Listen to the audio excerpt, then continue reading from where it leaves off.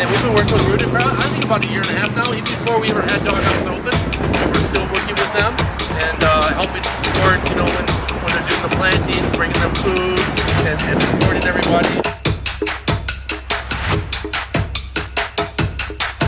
Go do your voting, come Right. down, have some drinks, have some good times, have some good food with us, and support the trees.